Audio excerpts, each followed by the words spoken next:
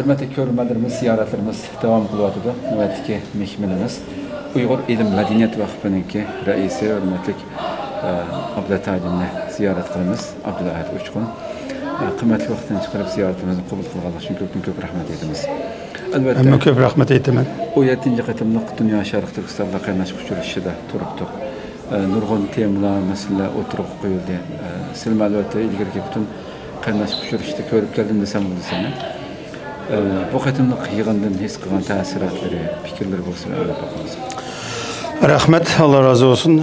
Biz ötken yılımı küreşken, 16. katımlık uçuruştumu küreşken, o uçuruşuş naiti bek bunun mehşemetlik otelde, bunun mehşemetlik boğa idi. Lakin şu vaxtıdı mı, biz keşke bizden Uygurlarınki yığınımız ayrım, başka Arap, başka milletlerinden ayrım bulduğum bir iş olan olsa dişken toksili bilen. Yani bu yıl Allah'ın iradesi bilen, aşo biz umut kılgan, arzu kılgan, aşo ayrım yığın buldu. Bir yerde chet elligim bulmadı, Arapça, başka tillağı tercüme kılımız deyip avar olduğu işim bulmadı. Nait yaxşı ötte deyip baha verdim. Çünkü tünügün bu, üzümüzge mühim boğan mavzular, dimila üstüde. Nait ilmi yüzünde müzakir buldu. Bugün hazır kadar şunda devam kılıvatıdı. Ben bundan çok memnun buldum elhamdülillah.